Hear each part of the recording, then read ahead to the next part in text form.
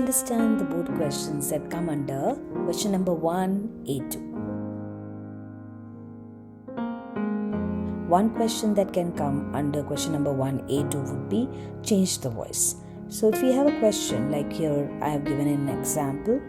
Governments must make child-friendly policies. Now in here, what we'll do is we'll change the subject, we'll replace it with the object and the object with the subject as per the tense in the sentence.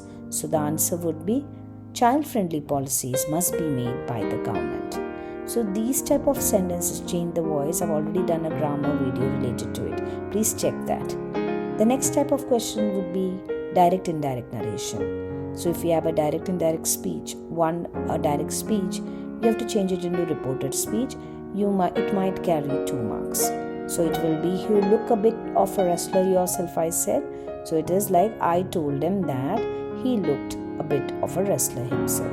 So everything in past tense since the reported verb said is in past tense. The next type of question would be identifying that verb and stating the tense of that verb.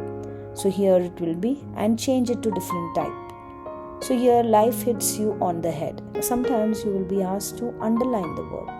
So you can underline hits and then you have to say the tense. Or it could be the verb is underlined, you have to change it accordingly to present perfect continuous tense or any other tense. So here it is, life hits you on the head, you have to change it to present perfect continuous. So it will be, life has been hitting you on the head.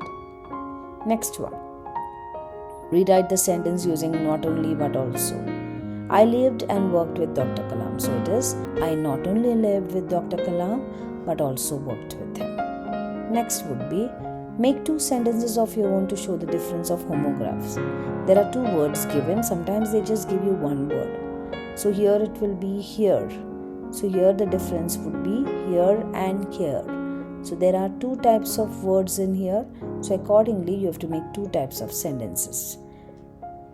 Next would be, make 2 sentences with the word as a noun and as a verb. So the same word, rose, can be used as a verb and it can be used as a noun. The child rose from the seat. It's showing an action. The child offered a rose. So here it is, rose is a noun in here. Next, the word register of a particular. We have already done all these topics in our grammar section. Please check that. Question number 1A2 can also consist these type of questions. That is, first could be using no sooner than. So we have to transform a sentence using no sooner than. So he got up, since it's simple past tense, we will use no sooner in the beginning and it will be did he get up, since it's simple past tense. And then you are using the word than and the remaining part of the sentence. Similarly, the opposite one, next one would be using as soon as. So you have a sentence with no sooner and you have to change it and make it into as soon as. You have to start with as soon as.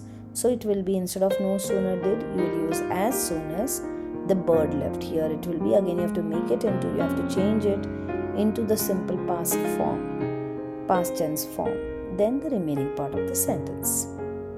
The next one, identify the verb. Now before this, I just want to tell you that these 2 types of sentences, we have already done a video related to it, how to transform from one form to another. No sooner to as soon as and as soon as to no sooner. Please check those previous videos in the grammar section. Next is identify the verb in the sentence and state whether they are finite or non-finite. Now we have a sentence in here. So first we'll identify the verb decides and to go. So now decides, I can know the tense. I know the tense in here, it's simple present tense. So it's a finite verb. To go, it's a non-finite verb and it's an infinitive.